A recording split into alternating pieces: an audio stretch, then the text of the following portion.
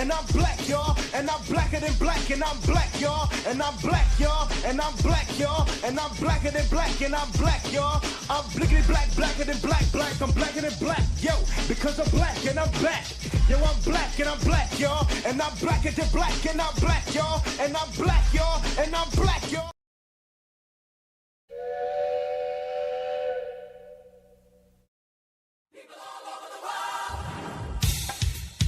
Welcome to the A Train Show.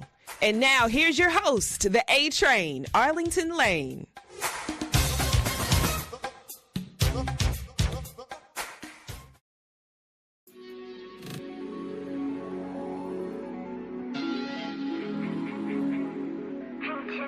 Five o'clock in the morning, cruising down McLaurin. Headed to the crib, eyes heavy, got me yawning. We be on the hustle, gotta get it how we live. It's a fight to feed these kids, I ain't got nothing to give. Fakers call me selfish, quick to put that mad out. Help me quick to lash out, I ain't got no handouts. I want it all, I must admit it. It's all about the money and that's all I'm trying to get it. Overflowing with the hustle slick, she got the spillage. On my Hillary Clinton, you know it takes the village. Learning lessons, counting blessings for it. And I ain't desperate for it. It ain't about my kids and I ain't stressing for it. Welcome to this edition of the A Train Show, the A Train Arlington Lane, coming to you live today from the River City Casino and Hotel in beautiful St. Louis, Missouri. It's NBA All-Star Weekend, and yep, I am geared for at least. You know what? I was geared for it, but it's not as dope as it used to be. You know what I mean? And when my guy gets here, we're going to touch a bit about some of the things that we've missed in the NBA All-Star game. And just a programming note, I'm going to do a special edition for Friday with Brandon Scoop B. Robinson. He'll be on. I know he's supposed to be on today, but we got it for Friday. So just wanted to make sure I threw that out there. And if you are tuned in, thank you for tuning in on Facebook. If you're on IG, catch us right now on Instagram at XFanShow. And of course, we're on Twitter and YouTube. So yeah, find us. We're there. Just type in XFanShow and you can catch all of the programs that's going on right now. Oh, I like seeing that. I like seeing the fact that I'm seeing that there's a potential. There's a potential of Obafemi versus Brock Lesnar. I know this is a whole NBA show today, but you know, we always got to tack in something that deals with wrestling, because you know that's what we like to talk about here on this here show. All right, and I'm starting to get mad with X. X is starting to piss me off a little bit. What's going on, Kev? I hope you are enjoying your day today, and those that are tuning in. I know we talked about Hayden's Street Box here on this show for the last few episodes and whatnot. I hope that you did, St. Louis. You can't get it now. Can't get it now. It's out. They're done. They starting to make their way towards making everybody's stuff, and then getting those orders out. If you got an opportunity to grab yours with Hayden Street Box, they do have some other treats and things that's not Valentine's Day related that you can also check out. So make sure you go over to facebook.com / Hayden Street Box, HAYDENS Street Box, and thankful for them for the treats that they have provided for the A Train Show and the X-Man Show as a whole. So grateful for that. Let's see. I've been watching, believe it or not, I've been watching morning talk shows today, the sports shows and stuff. And they're talking to I didn't even know, y'all didn't even tell me that Pat McAfee no longer on ESPN. Or are they on a break? or what? Because it's football season. What? Like, somebody tell me something. Pat McAfee not even on ESPN anymore. Why? Because I see Rich Eisen on my television. I see Rich Eisen there. So y'all let me know something. Y'all talk to me. Um, talk to me today. All right. Get to my groups, my favorite groups around the internet. Shout out to Straight Out of Low Cash uh, podcast network, my guy with Daryl Frierson and Matt Whitener and Scott Hilliard and the homegirl Dominique. I see you. I see you doing your thing with the acting gigs and stuff. I'm proud of that. I'm grateful to see that. And my girl Stacy Adams, they do their thing. If you don't get a chance, you got to check out.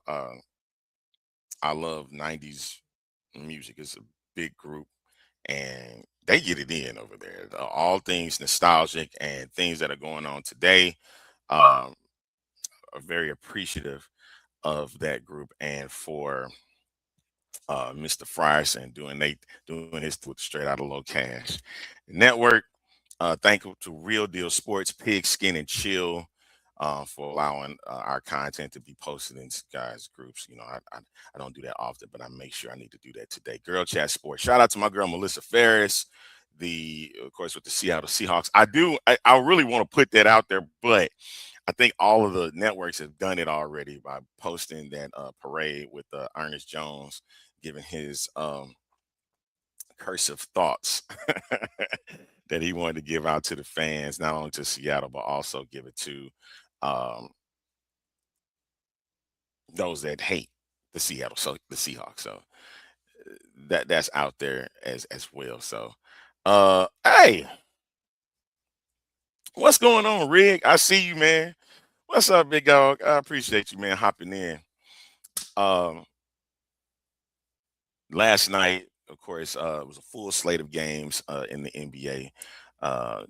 One of the games that I had got a chance to catch was the San Antonio Spurs and the Golden State Warriors. And you know what's crazy? I knew that the Spurs were good, but I didn't know that the Spurs were, I knew they were going to be better than they were last year. Let me say that. I knew they were going to be better than last year, but didn't know that they were going to be this good.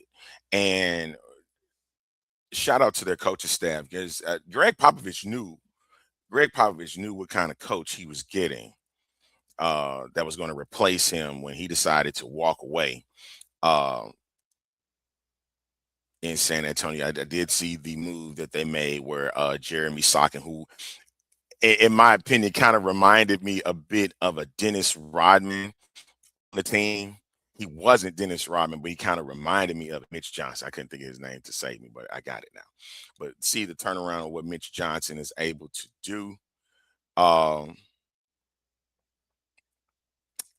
The turnaround, you knew this team was going to be something. You just didn't know that this team was going to be just like that. You know what I mean? So here we are, getting to the All-Star break, and you're looking at a San Antonio Spurs team that is number 2 in the Western Conference. Here we are. All right. I got this. Kevin got a question for me, and when good Reverend Doctor comes in, we'll ask the same question. How do you feel the NBA is a load management and tanking problem? Well, we already kind of knew they had a tanking problem. The load management problem is really progressing as of late. You say the last 5 years or so. And it's gonna sound weird because they were talking about it on. I think they were talking about it on First Take this morning. I seen it, and I think if that's probably where the question came from, Kev, then I appreciate that. Um, I really think they have a big load management problem because at all these teams, they kind of know they're going to be a playoff team and stuff. So they kind of want to get themselves built and ready. But where the problem I think lies is a consistency, because there is no consistency playing in these games, and they're doing it out of fear of getting injured. Why would you do that? The more that you fear that you're going to get injured, it seems like that's what winds up happening. As you wind up getting injured, And I think weird thoughts and brands and all this kind of crap that we keep seeing from these different players, it's of course watered the game down. And um it sucks when you got a guy like a Victor Wembanyama that's playing out of his mind, but he's missed so many games, not due to load management, it's due to just the injuries themselves. And he can't even be honored and achieve, have an achievement. It sucks, but the requirement is 65 games playing, and if you don't play in 65 games, you can't you can't receive any achievement, any honors. And it's gonna sound crazy. It's gonna suck because he might be an MVP that we don't even like. It's gonna be somebody that wins the most valuable player award, and they didn't deserve the most valuable player award. I think that's where we headed. The way that this season is going, 2 weeks is out. Like having a Shea Gilgeous-Alexander not a part of the All-Star game festivities is already bad because he's going to be out for 2 weeks. Nikola Jokic had this injury for quite some time. Victor Wembanyama had injuries. Already been announced that LeBron and Giannis are out for potential awards. But a lot of times they're thinking more about the playoffs than they are thinking about the awards. They want the championships. Those that are, injured and of course this load management crap. I kind of blame Kawhi Leonard for it. Now you sit there and be like, why would you pin on him? Because when he was in San Antonio, he took a lot. He could time off, and a lot of people question, his injuries and stuff like that. And so, um, there had been load management before then, but it just came into a wider light when we start seeing these players just not being a part of the season no more. And then you knew about the injury prone, you know how injury prone that Kawhi Leonard is. And same thing with Anthony Davis. Anthony Davis stays getting injured, so it's hard. And now Jared Jackson, uh, they just announced he's out for the season to knee surgery to remove a growth in his left knee. So like you losing stars left and right. And yes, Kevin, I read in your comments saying you feel like the NBA is kind of soft these days. And let's say injuries do happen. They are a part of the game. Um, and yes, and I get it. These players these days they play about 50 games, go around this time. Yeah, and that's another thing. Rick, we got to watch out for the Pistons. They are hot right now, and believe it or not, probably the team to beat in the Eastern Conference. Even though, if I'm not mistaken, it's somebody else. Hey, that sucks. I can't even really. You got to watch out for oh yeah, well the Indiana Pacers are done, so that's already uh kicked to the curb. So there is going to be a new Eastern Conference winner here because they're kind of broken up their team too. Guys like Benedict are now playing with the Clippers and stuff like that. They're gone, so um will be interesting enough to see how this one plays out. I don't like. Honestly, y'all, I'm trying to figure out why my. I've been going through this all day, figuring out why my Instagram will not let me tag my show so that my people can see it and I can share it. But it's like they won't let me do that no more. Like it was just kind of a big surprise to me now. Like I got to go through some hoops now just to put my own show out, and it used to just do it for me. Well, I'm just giving you a heads up, folks.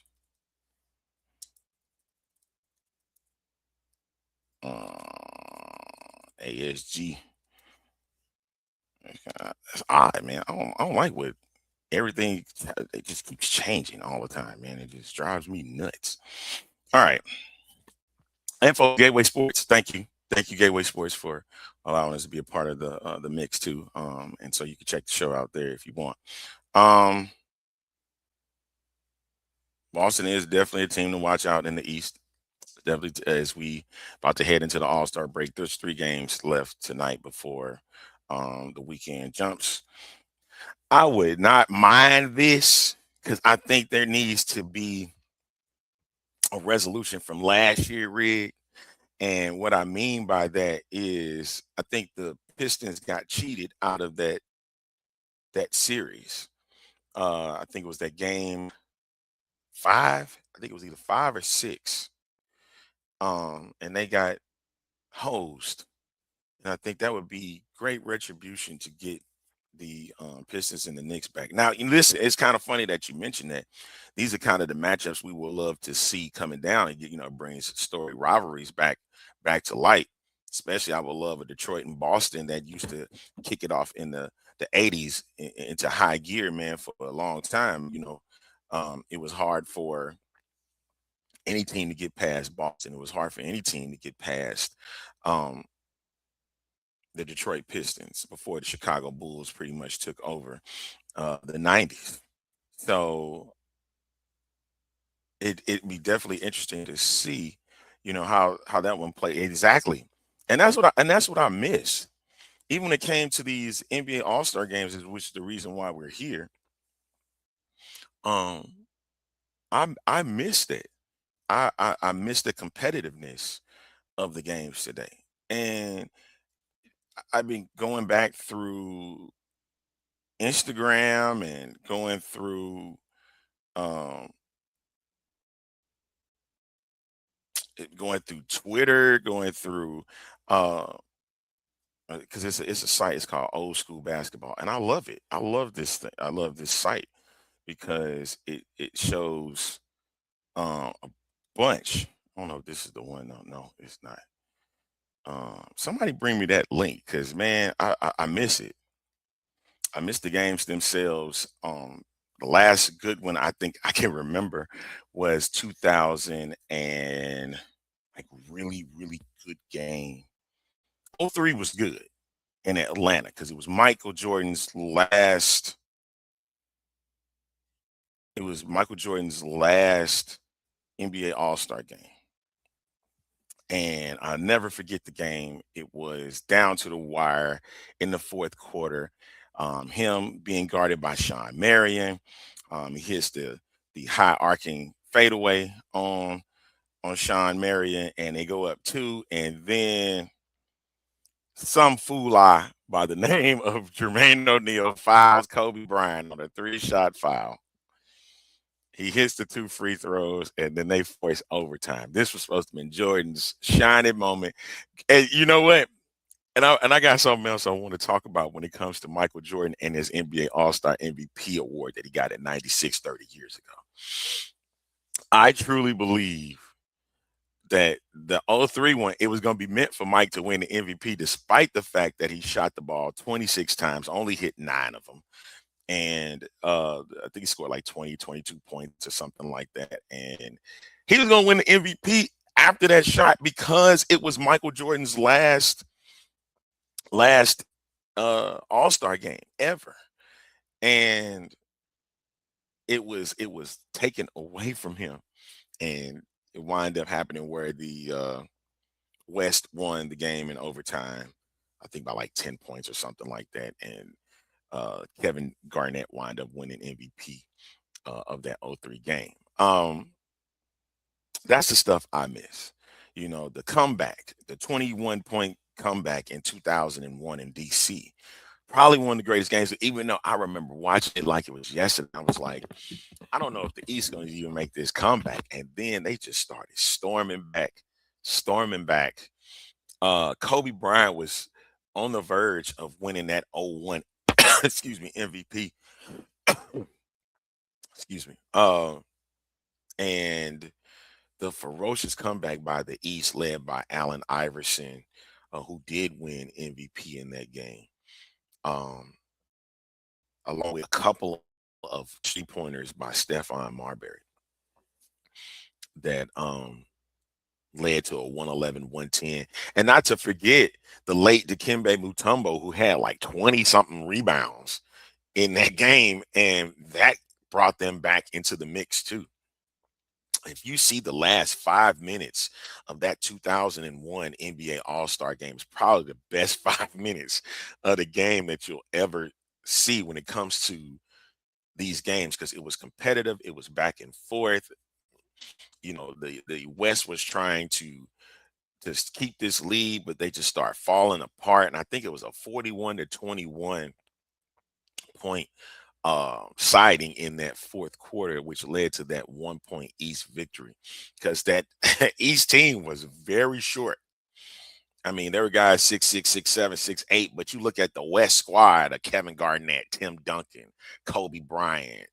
Um, these are Shaquille O'Neal was a part of that game. These 7-footers at 6'10", 6'11" guys, and they were dominant. And it just seemed like the West was just going to keep dominating them year in and year out until some of them moved over to the Eastern Conference. Granted, they didn't get the same type of love, once they moved, but they were at this point, knowing nearing the end of their careers, they started looking for championships. So even if they didn't make the All-Star game, it wasn't that big a deal to them. All right, going into some of these questions, I love. He said Kawhi's the problem. I love the days of a 90-point game being a high-scoring game. You know what? Defensive struggles, to me, uh, it is hard to come by, especially these days where the three-pointer is just everything. The three-pointer these days is just the most important shot. And are we blaming Steph Curry for that? Are we blaming Stephen Curry for that? So I don't know. I don't know. Kev asked, do you feel this Pistons team somewhat of a new version of the 80s Bad Boys? Could they be the team to bring the 80s and 90s ball we love, that tough defense and don't care attitude? You know what's crazy? That's something we actually have been looking for. We have been looking for that for quite some time. And we don't get that. And the toughness has decreased. We sit here, we say the NBA is soft. We get on people like Isaiah Stewart that who got suspended for 7 games, showed the clip on Tuesday with Jalen Duran and Miles Bridges and Butte all getting into that fight. We'll call it a fight. And that brand of basketball was toughness, and it makes me appreciate that a whole lot more. If the Detroit Pistons were to bring that back, and it's slowly starting to come back into play again, their toughness. But guys these days are all worried about brands. They worried about their money. They're worried about injuries, that they don't want to play tough no more. You don't see they don't hand check anymore. That's why you hear in conversations all the time with the older players, the previous, the predecessors that all said, "Look, if Michael Jordan, Penny Hardaway, Grant Hill playing in this type of game, they would dominate, and it'd be nothing to them. Mike has scored 40 a night, 10 points in every quarter. Because look at what's been given to him. They playing, they're not even playing like this, putting a hand in your face. It's more their hands are down to their sides. And then when they start moving toward the basket, at this point, Mike is already putting up a shot. And Michael Jordan, not even a 3-point specialist, would have been using that mid-range game all day, because that's what they would give him. And he was hitting it. And then you're going to have to, that's why I hate how they're modernizing these offenses. And I understand what Steph Curry brought to the table with these 3-pointers, but you cannot deny Steph Curry the fact that his shooting ability is what led to all of this. You got the Klay Thompsons, of the Warriors teams and stuff like that, and more teams around them started doing it, and then you start seeing the 30-footers was just easy to make. You know what I mean? So I don't know. Yeah, and they probably would have, and it'd have been, they dared you. Like a Rick Mahorn going against a Miles Bridges. A Miles Bridges would think he can stand up to him toe to toe. He couldn't do that. Mahorn would have ate him for breakfast. Charles Barkley would have ate these cats for breakfast. To the point they so upset that their whole game has been taken off. That they won't be able to think. They won't be able to think straight. That's how I feel about the game today, and we need to get back to that. You know what? That's what I'm saying, Steph. I mean, Kev, that he's not the blame, but you got to understand where the evolution came from. Because now everybody think they can hit a three. And now when you go look at high school games, you won't see it in college as much because the college coaches are still trying to make sure that these kids are developing. Hey, that's true too, Rick. That Bill did have the sharpest elbows in the game. I- That was my thing with the 3-pointer. Like everybody wants to. I watched it in a middle school game. Kid was coming down the court and he started going towards the cup. Then he just started dribbling back and he found the 3-point line and he went to take a shot. And I'm sitting there looking like everybody think they Steph Curry, and that's not it. And it's like the fundamentals in the game just keep getting lost because I understand the 3-point shot is it can bring you back, but it's the lowest percentage you can get when it comes to field goals. And I know people don't think like that and think ahead like that. You want your 2-pointers, but also at times when you can't really get a shot off in the mid range and stuff, where else you gonna go? You got to go find somewhere on the outside to take a shot from. Now, here's the thing: only like a select few, I feel, should just do this. Everybody can't. Everybody can't do that. Everybody can't do that. Dame Lillard, even though he ain't, and oh God, Dame Lillard, yeah, cool, whatever. But Steph, like the only one that could really get that in, and it's just crazy to me, man. It really,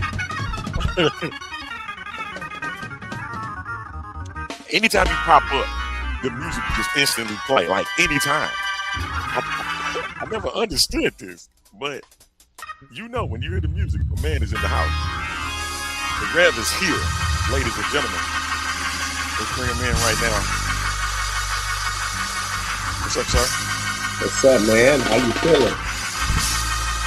Good, man. Hey, you the What only you do? you the only person that can jump on the show whenever he feel like it. I gift you that. I gift you that. You can jump in whenever you feel like, as long as the show ain't over. Thanks. But how are you? How are you on Thursday today, man? Man, I'm actually good today, man. How you feeling? You know what? I'm good. I've been talking about the NBA game as a whole. I know we supposed to be talking about the All-Star stuff, and we're gonna get into that, I promise. But it's just been on my mind seeing in these comments and stuff, how load management, these injuries today, it's all like changed the game and whatnot. And the 3-point shot is like so easy today. I was just saying before you hopped on, I was at a middle school game and a kid was dribbling down the court and he was going down to the free throw line that, it looked like he was gonna take a shot, but he's just backed up, dribbled back, went to the Yeah. 3-point line and started shooting. I was like, we got this game is lost. Well, I mean, as I share with everybody, that everything is supposed to evolve. So at some point, we knew that it was going to evolve. It was at one gesture. It was all big men. It was a big men's game. It Facts. was a power game. Then here come the finesse game, where and then you got the dunking, and so now it's all 3-point shooting and big dudes. Look at Wemby. He's shooting threes, dude. Like, he look like Steph Jr. And it just seemed like he can shoot from wherever he wants to on the floor. From wherever he wants to. And that's crazy because we didn't think that it would end up being a versatile game as much as it is. But everything got evolved. And I like what Carmelo said in an interview, because they was talking about the GOAT. You know, we always talk about the GOAT thing. And they was talking about you can't put a GOAT out there with the status of not being able to identify what they were the GOAT in. Because Jordan was a scorer, but he wasn't a shooter. Like he shot the ball, but he was a scorer. So if you're gonna talk about the GOAT as a scorer, then of course you would say, you know, Jordan was that guy.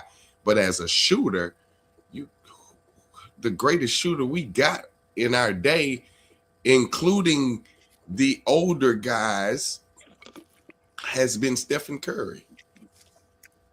Even Reggie Miller and Ray Allen have said it when they was in the league. You know, they were the scorers, but you can't offset the fact that Steph has been a dominant scorer. So would he be in the GOAT situation? We won't put him in the GOAT situation. He's won multiple titles.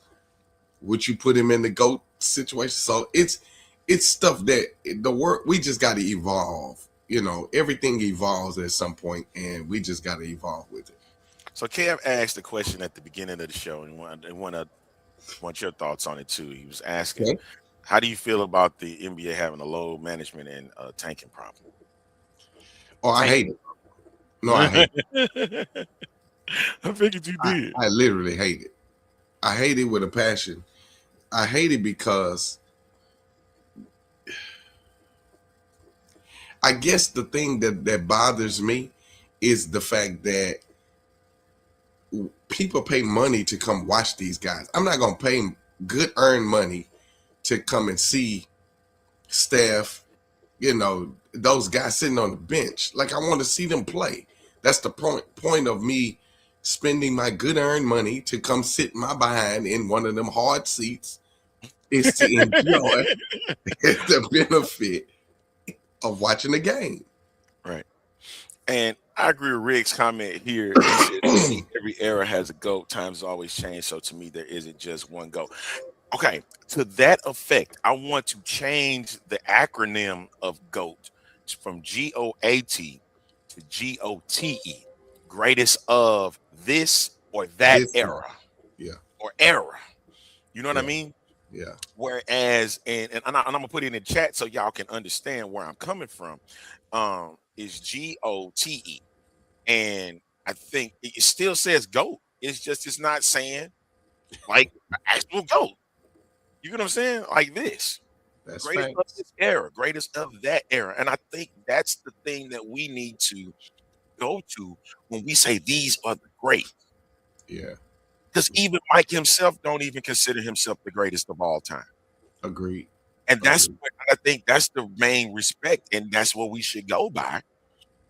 If we want to sit there, and I'm hearing guys to say, okay, LeBron James is the greatest of all time. Let me get something clear here.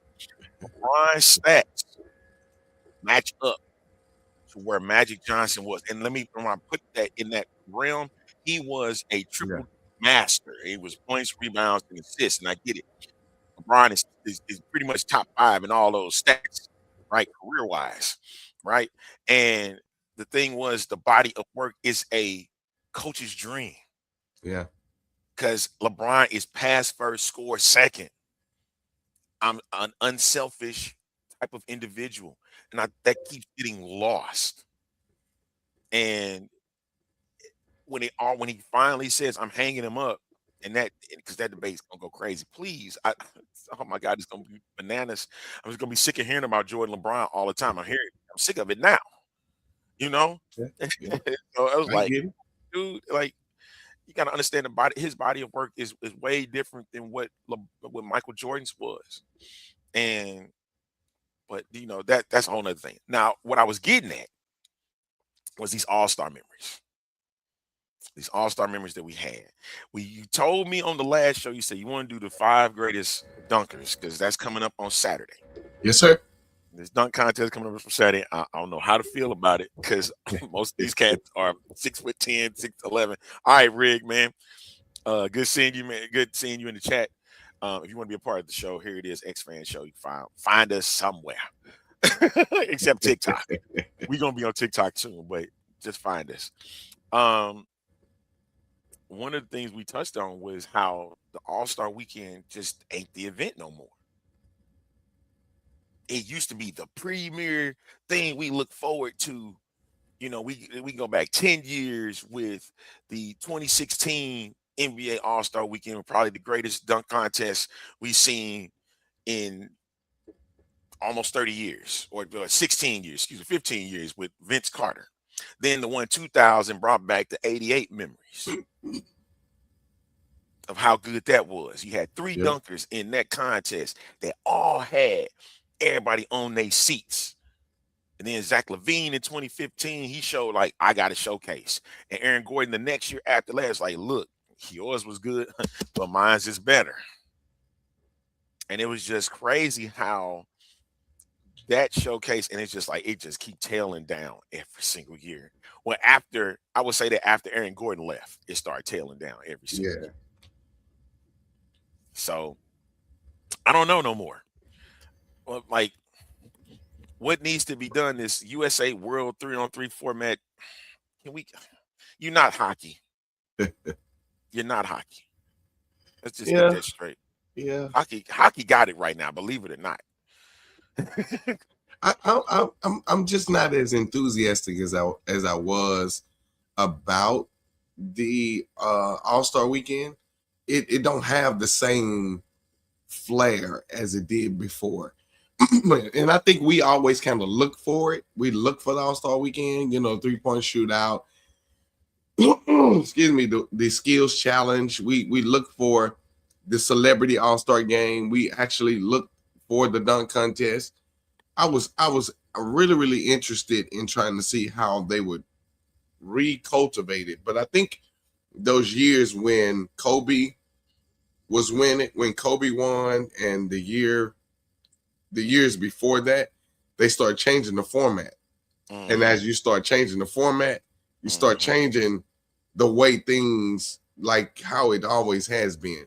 And I think that's kind of where a lot of the headache come from, is that now you can't be as creative, and the only way to really be creative is to throw the ball up and let it bounce, or to have somebody involved in it. So I think a lot of things have changed in the course of it, man. And it don't bring, KD brought out something that I thought was really interesting when he talked about how the league has really been dominated by the Europeans players, and those guys, how they don't get in the All-Star game and compete. They just sit back and and try to highlight or do these little crazy antics, but they don't compete. They don't play defense. So you don't really get competitiveness. Whereas in Jordan's era, and Kobe, they was competitive. Kobe was trying to kill people no matter what. So yeah, we just don't see that anymore.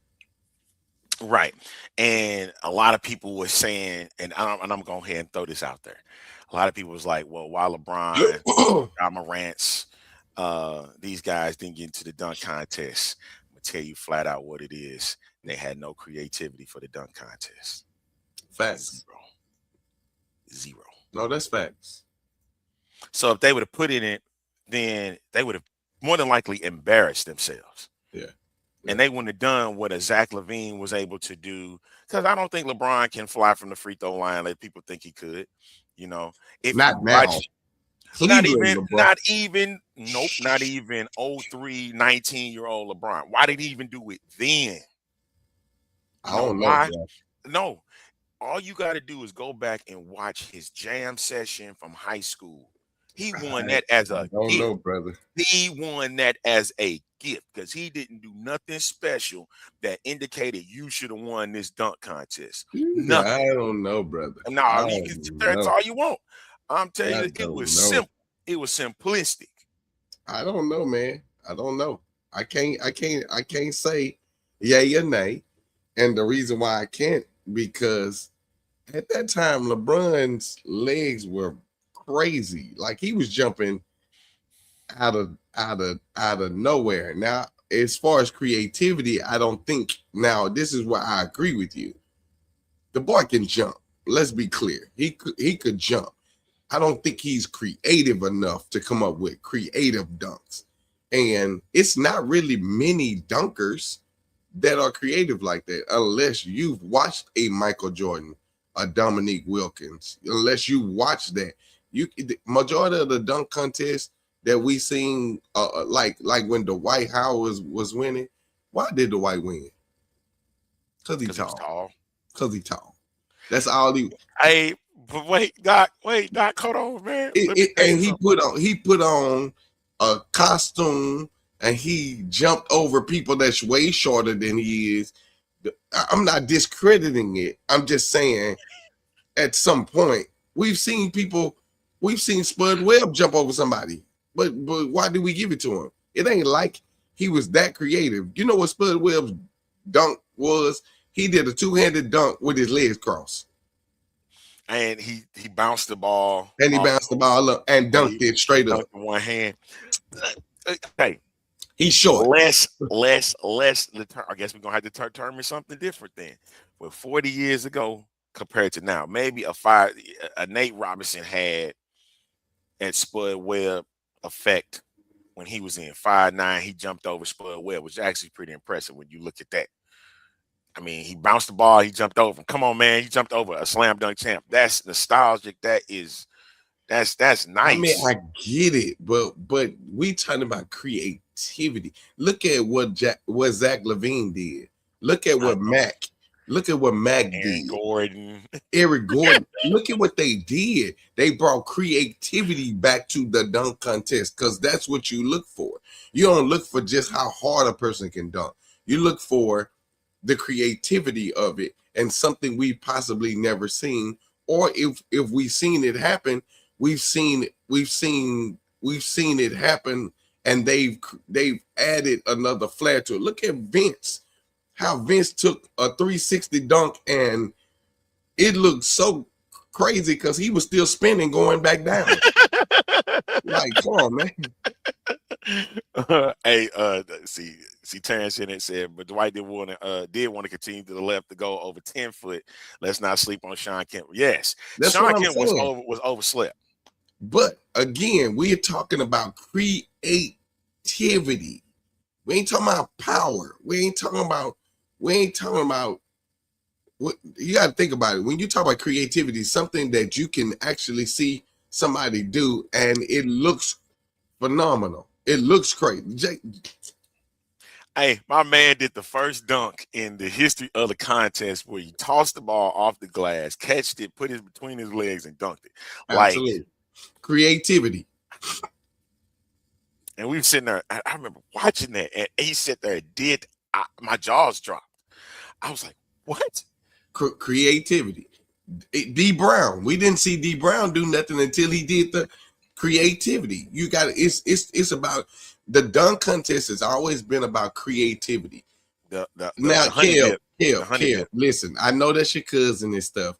But Kel, what I'm saying is, and to me, Vince Carter's dunk contest 2000 was probably the best dunk contest of all time because it's the best of all freaking time. It had Tracy McGrady, it had Steve Franchise in it. It was the best one of all time. They was going leg for leg. Dude, it was one of the best of all time. In my opinion. All right, are we gonna go by dunk packages or because of the field? Period. Oh, crazy. Wow. Did you see that's my favorite dunk contest. 2000. I watch that all the time, man. I watch that joke on a regular basis. That's the greatest of all time was that one. See, TB, he agrees with me. See what I'm talking about, Doc? It was the greatest of all time. And I'm not saying because, and I actually like the Zach LaVine, the Zach LaVine.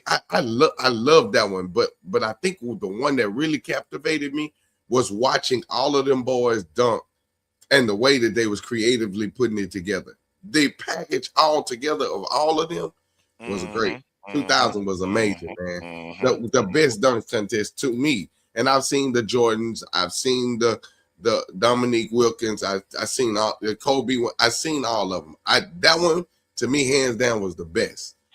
I want to see just that is because what it brought to the table. Okay, I'm gonna see if I can throw this in real quick so we can all see it because I want people to understand that No, I this agree with that, contest. Kev. I agree with that too. Zach LaVine and Aaron Gordon was the second best of all time. I'm telling you. And then you got to include Mac. Mac is my top 3, man. I'm telling y'all, Mac was killing it. That little white boy was flipping and flopping and I mean, yeah, bruh. So we saying this here because we're gonna keep the sound low. Now I get it. The package was good. These are all of the. Now this one here. Give it this to one him, here. kid. Hey, Give it that to should him. have ended the contest. Give it to him. Give it to him. Look, give it to him. I forgot Stack was in that one. Stack was in this one, yeah. Stack was, see, I remember 96, he came in and did that, and it was just like, dog it. Watch him. Yeah. Get up, Vince. Look at that. Yes, look sir. Look best package of all time. Best dunk contest of all time. Give it up. It's over. Say it's over. Point to the rafters. The Steve franchise doing that at 6'2". Come Mackie. The honey dip. Let's go. Honey dip. Good night. Call it a night, Ram. Call it a night. The best package of all time. Oh my goodness. Good night, Frankie. This should have been higher than what they gave him. That should have been higher than what he gave him. And then get up, Vincey. The send off. Tell him it's over. Just sit there. Hey, you got to give him a cue. Tell him it's over. You just give him the cutthroat. It's over.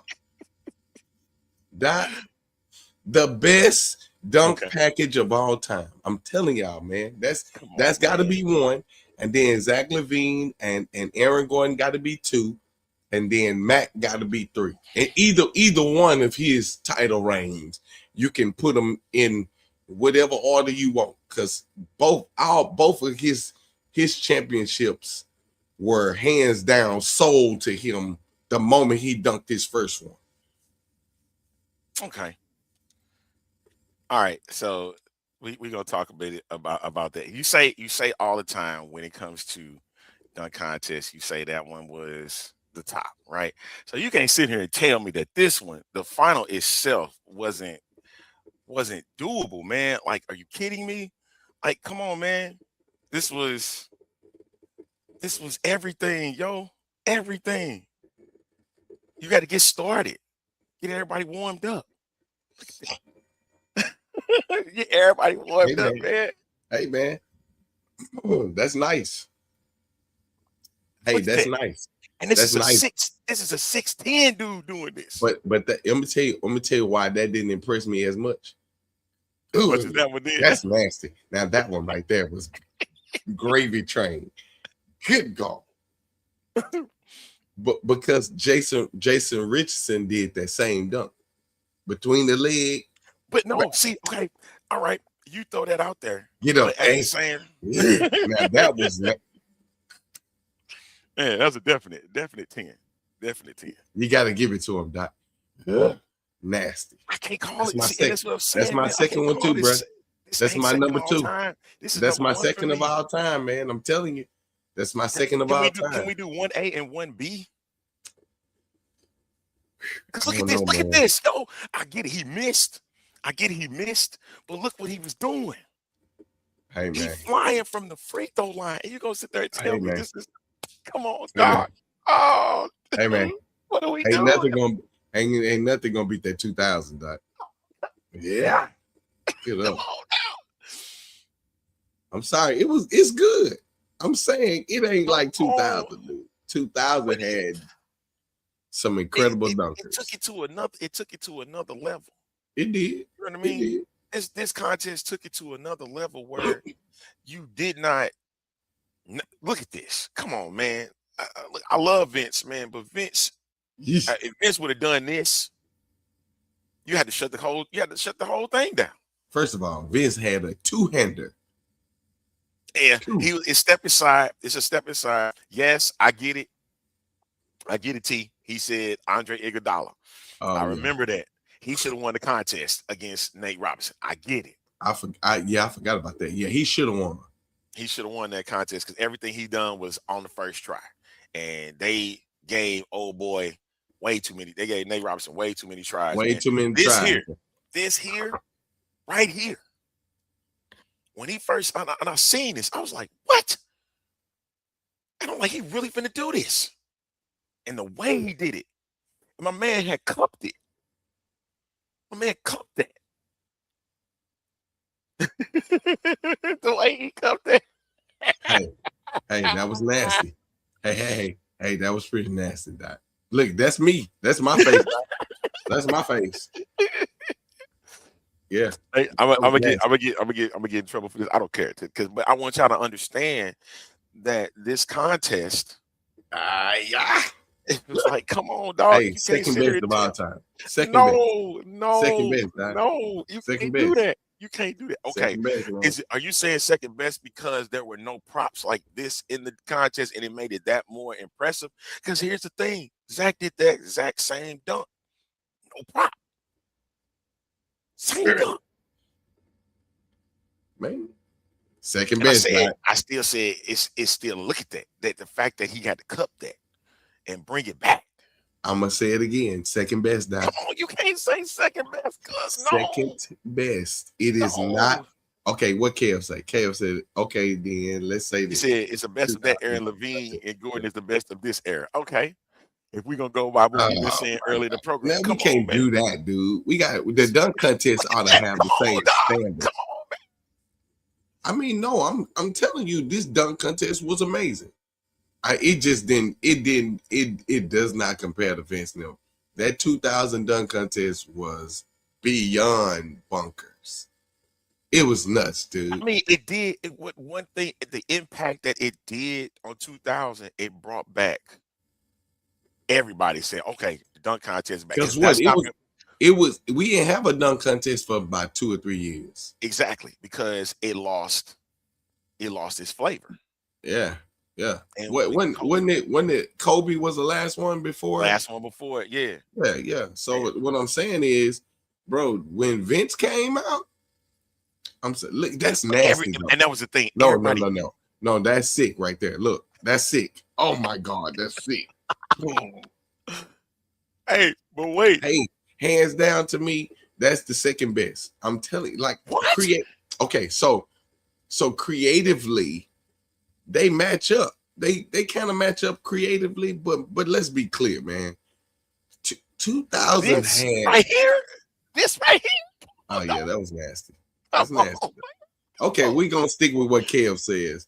We're gonna stick with what I can't get off my 2000 though. I'm sorry. Is it because of Stevie franchise, man? No, because of Stevie franchise and Vince. Look, no, dude, look at the package of everybody's dunk. Everybody's dunk was great. Like it was competitive, and I don't think you ever seen one that was as tight competitively as 2000.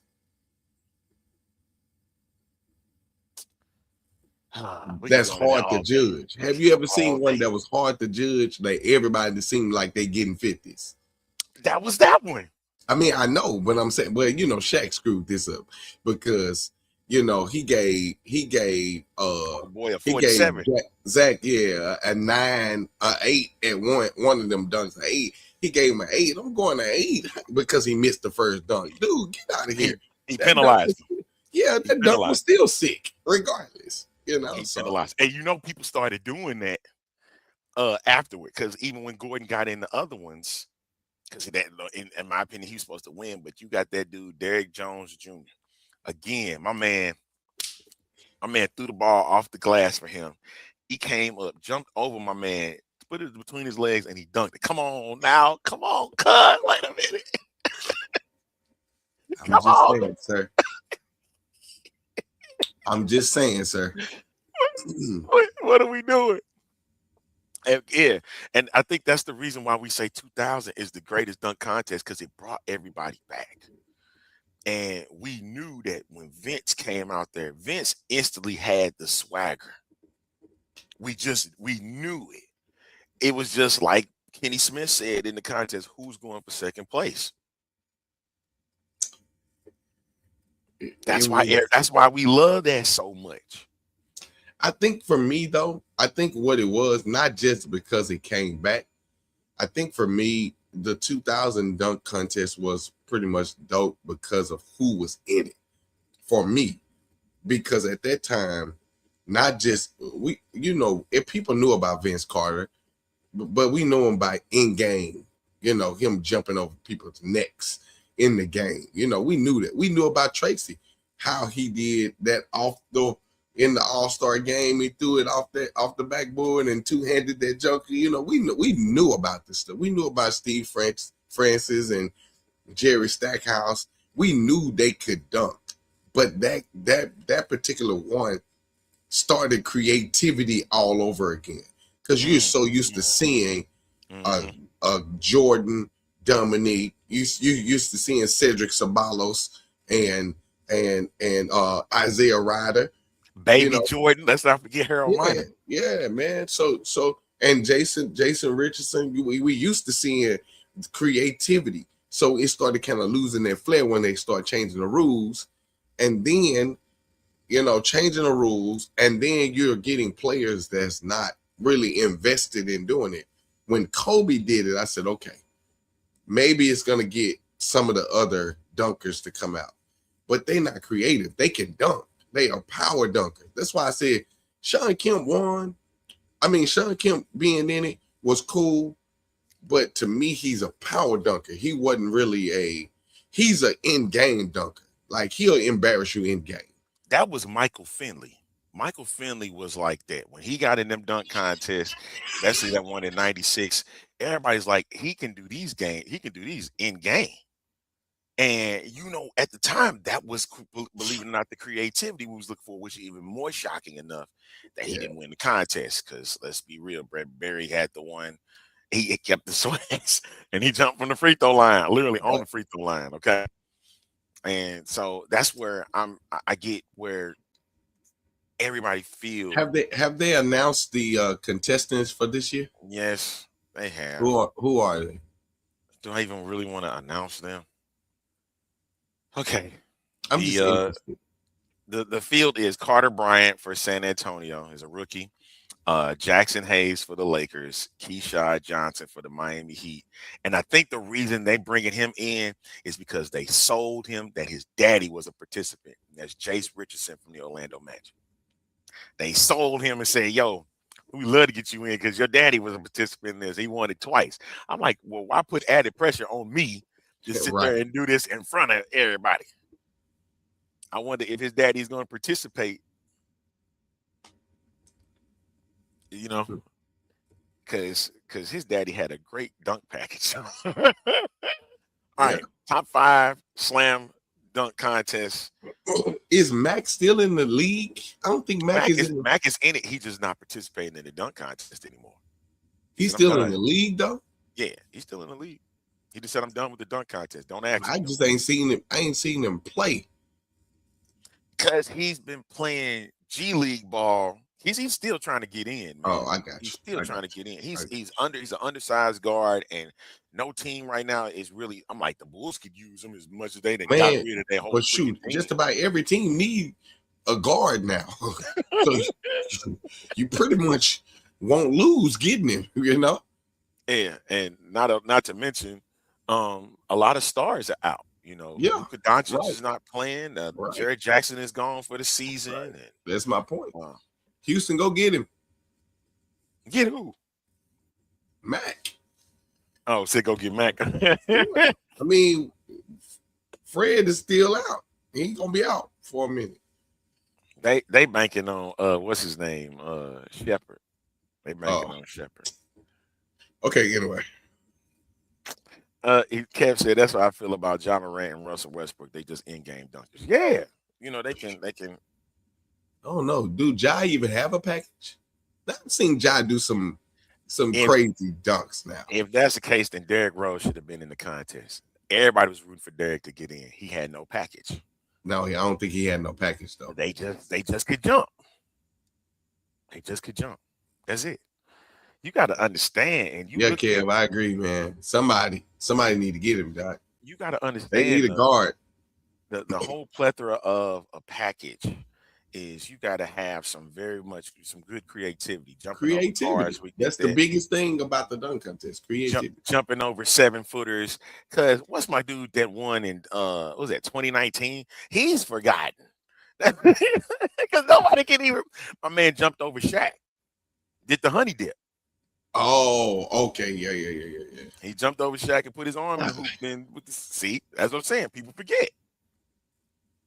All right, so top five slam dunkers of all time, and then we're gonna close out with I say number 5 on my list. Oh Lord, I do want to start from top to bottom. Want to go top to bottom? You want to go bottom to the top? Oh, boy from Oklahoma City. Yeah. I remember. I had to go back and look. I'm like, who are you talking about? I forgot that dude's name. He dunked over Shaq. He put his hand on the Alo or something. Yeah. Yeah, I had to go back and figure that out. I'm like, wait a minute, 2019. Yeah, I forgot he did jump over Shaq. He jumped over Shaq. Yeah. So if you go to NBA, he had the Superman cape on, didn't he? Exactly, he did. Yeah. He ripped the jersey off. Yeah. If you go now to NBA on YouTube and look up all the 50-point scores, you'll see everybody that includes Josh Smith, that includes a bunch of Michael Jordan ones. Now, some of them Mike Jordan dunks, I look at it today and I was like, there's the Seattle ones. The one in Seattle look better than the ones in Chicago. I get the poster is the one he got in Chicago. No, Kevin. No. No, they will never do that. He said put Jordan Kilgannon in the dunk contest. Yeah, man. They don't want street dunkers to embarrass. They don't want them to embarrass the NBA. Let's go get some N1 dunkers. Speaking of which, I just seen, what was that, 20 years ago? My man from the air up there did this first 720 in a game. Yeah. 720. Yeah. Skip to Malou. Shout out to Ray for Austin too, man. Yes, and that 720 was done in H-Town. Yeah. That 720 was done in H-Town, man. So that's even more nuts to even think about that. Yeah, all right. So, all right. Vince Carter, we say is number 1, right? Dunk package. Yeah. Okay. Number 2, I'm going to say Aaron Gordon. He didn't win, but he was like, that dunk package was crazy. Come on, man. Okay, come on, I'm listening. Top 5 dunk package. Number 3, I'm gonna have to go TB, with. You gotta jump in on this one. Where is TB? 3, I'm gonna go with Zach LaVine. Because LaVine's dunk package was crazy. Come on now. Everything was, man, come on, it was bananas. He had 50s everywhere. He had 50s everywhere. 4 is 4. Jeez Louise, man. Let's see, 4 would be. What is going on? T-Mac. I'll go T-Mac. T-Mac? Yeah, I'll go his dunk package. His dunk package was crazy, man. Top 5 was crazy, man. All right. Okay, we'll move T-Mac. Jason Richardson, 2002, 2003. And then number 5, I can't even put Mike on there no more, man. Mike is not even on the list no more, man. Mike's no more on the list. He's gone.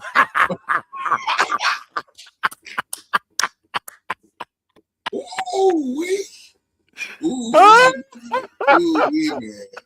Well, you hard. You like Shaq. You like Dr. J.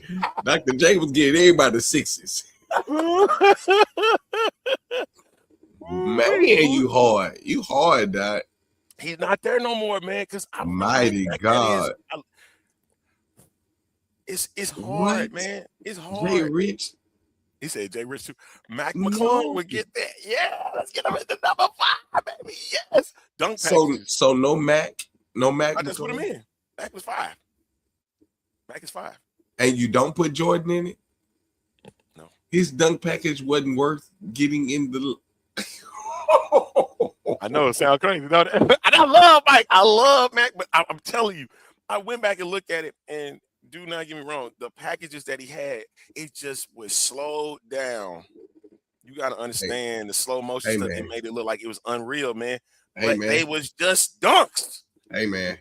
I get it. It was the 80s and stuff, You man. did not see anyone do it, is what I'm saying. That's true. You didn't see anyone. And every dunker since then have been mimicking those particular dunks. So don't do Mike like that. And Kev, you need to go to sleep. You sleepy. Mac should not be the last on that list. So that is impossible. Hey, is this what you giving me?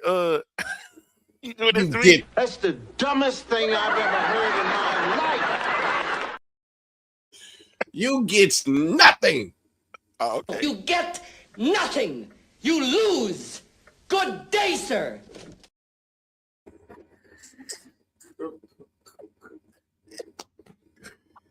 Yeah, man. Now I agree with you. The dunkers that you chose outside of Jay Rich, I think I would have had on my list. Oh, come on, because Jay Rich was everything. He probably would have been my 6th dunker. Oh no. Mike would have to be honorable. Mike got to be on my list, Doc. I'm sorry. He can't, man. And I love Mike. There was no other creative guy. Dominique Wilkins, the only reason why he won is because of that doggone windmill and power. That's it. Michael Jordan, Michael Jeffrey Jordan is the reason why these jokers are trying to be creative now. You need to get creativity in the dunk contest outside. When MJ hit the league and he got in the dunk contest, Mike got to be in. Okay, don't worry about it. See, this is why I be talking. Oh man, you gotta have Mike in there. So I know. So again, I'm gonna go Vince. I'm gonna go with you, Vince. I will go Aaron Gordon, Zach LaVine, Mac, and Jordan is my top 5. I can't do it. I can't even do it. Man. You cannot change. I cannot do every last one of them changed the culture of the dunk contest in some kind of way. That's why I can't. I get it. Mike did do it, man. And Mike, I would give that credit to him, man. But it just did not hold up. Like, remember, hey, ladies and gentlemen, let me just tell you, the A Train has went to sleep. The conductor of the A Train went to sleep. He didn't take his medicine today, and so we gonna pray for him. Okay. That's the dumbest thing I've ever heard in my life. I keep telling me that, man. It's just what he really trying to say. What I was saying. See, Kev got my top 5 too. That's all I'm saying, man. You cannot leave Mike out of that. Yes, I can. And that's the thing. People don't want me to. You don't want me to. It's impossible. Yeah, I don't want me to. Man. So this is why the debate is even greater. So if we were to, let's just hypothetically say that if we were to have a conversation about the top 5 quarterbacks in the NFL, who would you say? Old and new. Oh man. And I don't even care about championships. I'm talking about who made impacts on the league, period. Oh man. Do they have to be in order? No, just anybody. Just go for it. Woo. Okay. And probably all of mine is gonna be people that never won a championship. Really? Is Randall Cunningham on that list?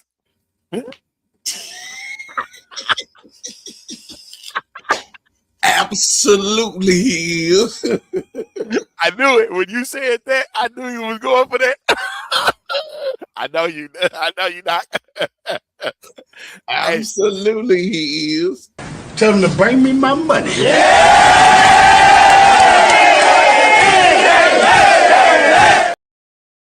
Randall Cunningham got to be on the list now. So if that's the case, The greatest eagle of all time. You gotta put the greatest eagle on there. Donovan McNabb. I forgot about McNabb. But okay, but anyway. Man. Okay. Since you threw that out there. You knew I was gonna say Randall Cunningham. You knew. I knew it. You knew it. You Joe knew Montana. Yes, sir. Tom Brady. Yes, sir. Drew Brees. Who? Drew Brees. Drew Brees. Lord have mercy. Yeah. He is not on my list. You ain't probably never would have been. Absolutely, Kel. Mike Vick. I do it. I know where you going. What are we doing? Patrick Mahomes. Pat Mahomes. What are we doing, man? Pat Mahomes. Okay. I need one more, right? Only one more, Doc. Peyton Manning. We got one more slot. I gotta go Peyton Manning, man. I know what you're doing. I know what you're doing, man. Because he jumped off with the mic pick. I know what you're doing.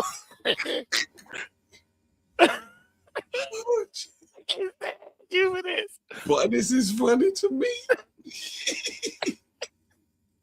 Okay. All right, so you said Randall Cunningham, Mike Vick, Pat Mahomes. You got two more. You got two. This you now. Tom Brady. Tom, you can't take Tom. Come on now. Like, Joe Montana. Joe Montana. That's it. Okay. That's it. That's it, Doc. You can't get no better than that. What? Okay. This is what I've seen. I seen this on. Shout out to Ashley Baker on social media. I want to get your thoughts on this before I go. And it's for Cam too. I know he's seen it. I know Cam's seen this. Okay, what's your thoughts on seeing something like this? You talking about some don't shoot the messenger. That's a joke. That's a joke. That is a joke. No, he did not say that. Did you say that was the biggest impact? You said top 5 quarterbacks, and that was it. Don't say that. That's funny, dog. How we think it? I think that's a joke. I said Dolphins 49ers. I said Dolphins 49ers just because of what I see online. So now the crazy thing is that the Cowboys need to work on their defense. That's critical. But here's the thing: if them boys go and get what's his name from Vegas? Crosby? I don't know, man.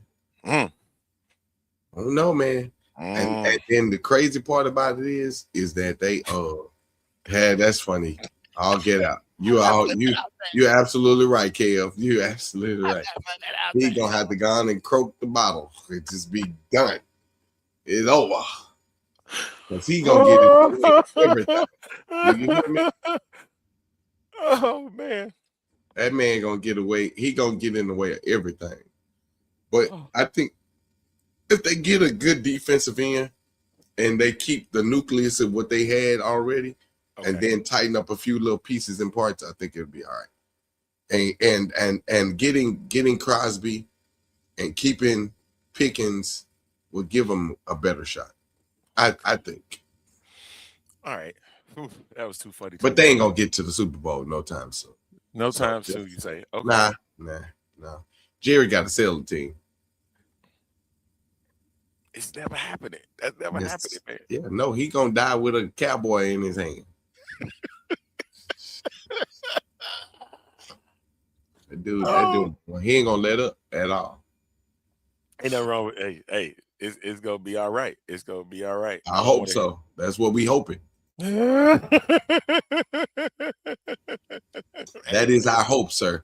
Our hope is that it's gonna be all right. I'm still praying for them ball. I'm still a fan. Like, I mean, Mad or not, I'm still a fan. I still straddle the fence between the Houston Texans and the Dallas Cowboys only because of my house and because I mean I do live in Houston now, so I have to root for both teams. So it is what it is. What's coming first, a Houston championship or a Dallas Cowboy championship?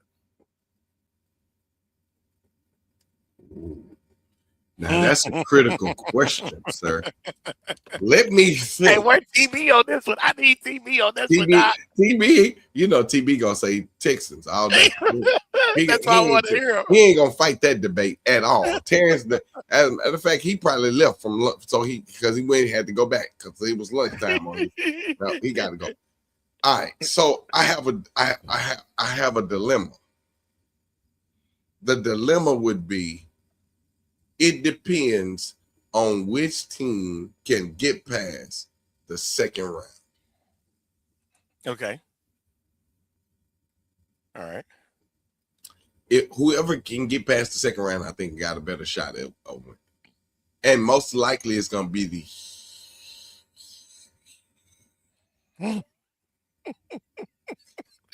However you to say it. The Houston Texans. All right. So you said it. Okay. I said it, man. Golly. Jesus Christ. All right. Oh, Kel said the Cowboys. Said the Cowboys. Okay. All right. Hey, listen. I mean, the only way we're going to see that happen is they get back to a 90s defense. I don't think they're going to have that no time soon. Okay. They got rid of the greatest two defensive ends they had at the time. For NBA, for a show that's supposed to be discussed about the NBA, we got to sneak some WWE in, right? Yeah. So the story that's being put out is that there's discussions for this right over to your left, or to your right. Yes, this is bound to happen. Hey, I am 1,000% all in. And if this dude is saying he's finna retire, you got the perfect person to retire him. Let's get it. And then let Oba and Gunther go at it, because Gunther is the retirement guy, is the career killer. Let them go at it. Hey, dude, with it. Hey, that's a nasty look. That fight will be massively crazy. But all I need is 10 minutes. All I need is 10 minutes. It don't even need to be long. Give me 2. You can give me 2. I don't even care. Let it be a squad. I'm gonna be hollering and screaming and jumping. Let it be a squash match. Shout out to Is Lovely LeBron. But this, no, she had put that out, but also it was Elite Rockers that said about Body Slam. So if this were to happen, let this be the retirement match of Brock Lesnar, and then what's the name can't get his hands on him. Let's go. I'm all for it. Because, man, put this on night number 2. That's got to be on night 2. You can't. Matter of fact, let's get close to closing the show with this one.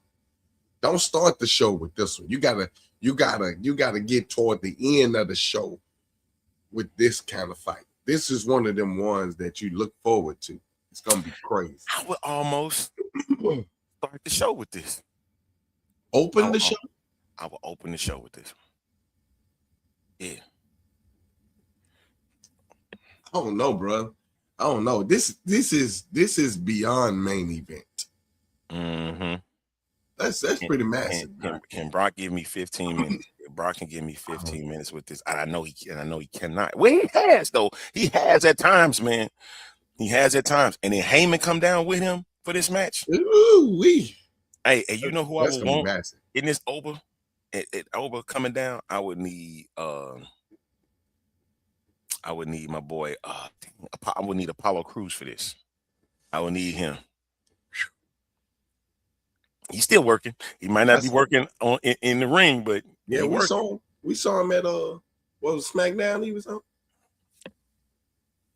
Bring him down, boy. Let's go. Yeah, Doc. Yeah, it's definitely it would be a main event match, but the thing is, you got to understand what this champion is, whatever that championship title is going to be. I think Punk and Kev. That's what it should have. That's what it should be. That's why it's called WrestleMania. Yes, it's the Super Bowl. It's the Super Bowl of It wrestling. should be. It should be full of main events. Yep. That's what this should be. So do we see the three-way coming with Cody, with Jacob, and with Drew for Mania? I got to see what Chamber looking like again. You know, we made those predictions on Chamber and stuff. I just don't feel like Chamber is gonna close the right way. Excuse me, we ain't gonna have no definitive winner in Chamber if Jacob and Cody gets in somehow, because they both are in this match coming up tonight. As a matter, no, it's tomorrow. Tomorrow night. They in that match, that three-way match. So, is it a possibility that that match gets manipulated in some way, and they both enter in the Chamber? And then in the Chamber, everybody gets eliminated some kind of way. It's supposed to be no DQ, but how do you close a match? And that's the main event for tonight, for sure. I mean, to tomorrow night, for sure.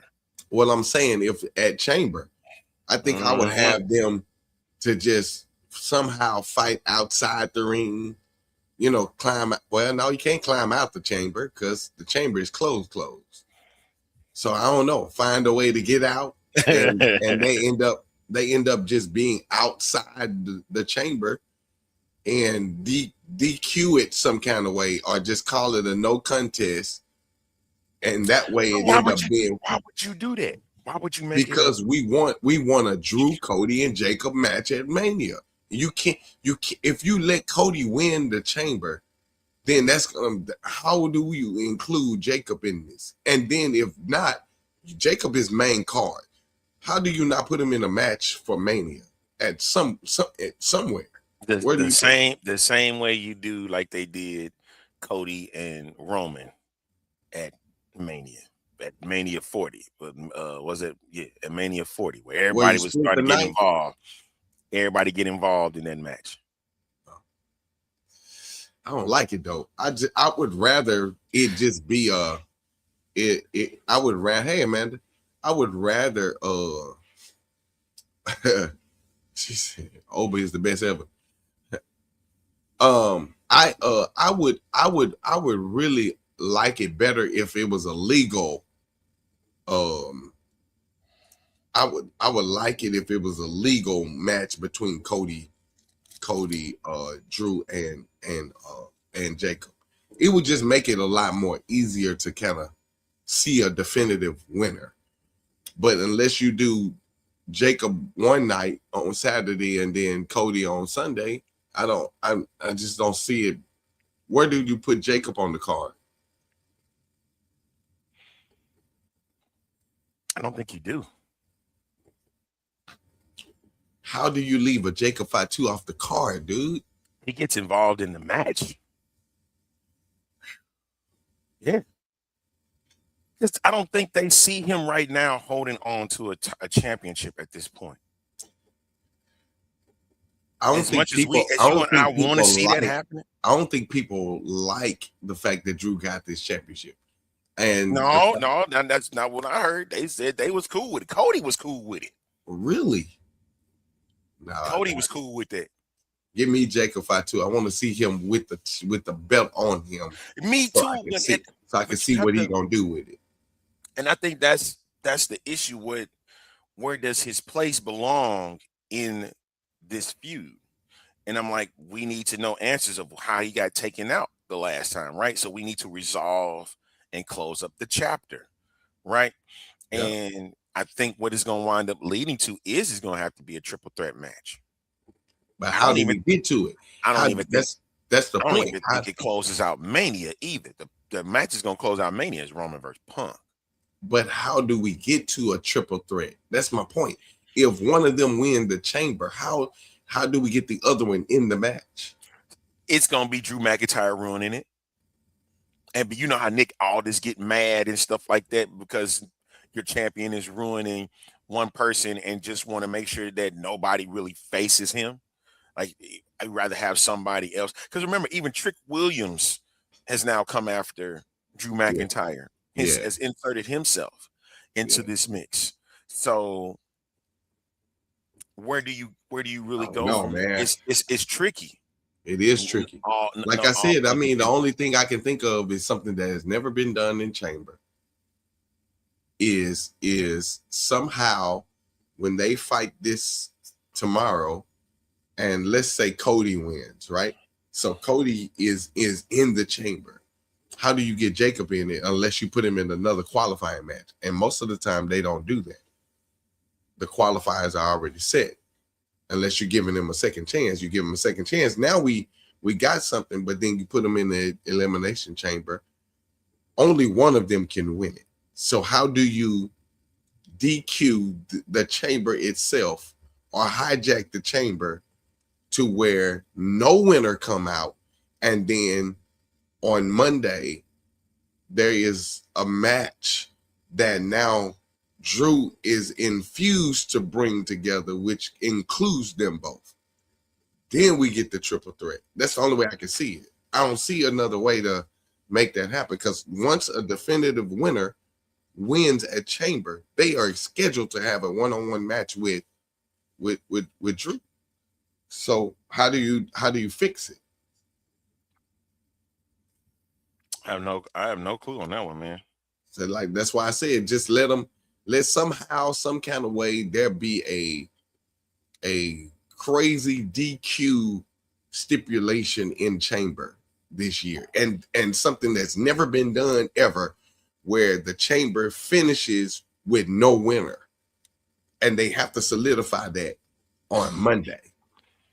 And somehow they don't want to do that. And of course, Drew, I don't want to fight neither one of them. He said, "Oh, since you don't want to fight neither one, you you're get gonna that have out both of them."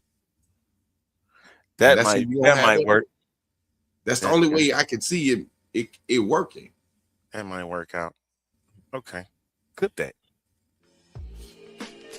Gonna get up out of here. Yep.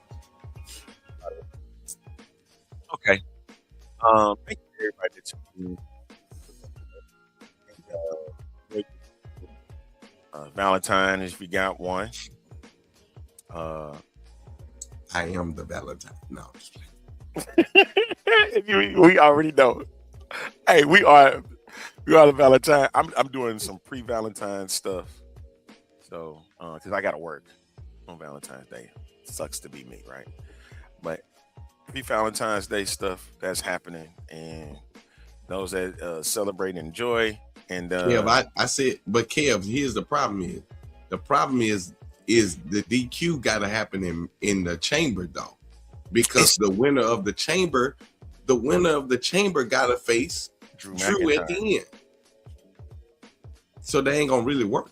It needs to happen in the chamber somehow. Here's the other question, real quick: is Finn winning?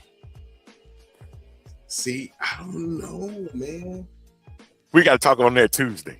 We'll talk about that Tuesday. All right, we have to see it. We got to see what tomorrow's results is gonna be, and then Monday, and then Monday for sure. Yeah, let's put it in. We out of here, so we'll catch y'all on next Tuesday, same time, same bad channel. Yeah. Hey, Friday special with Scoop B. That's coming out tomorrow, so we'll see y'all then. That's what's up. And then back again on Tuesday. All right. Peace and hair grease, y'all. Adios.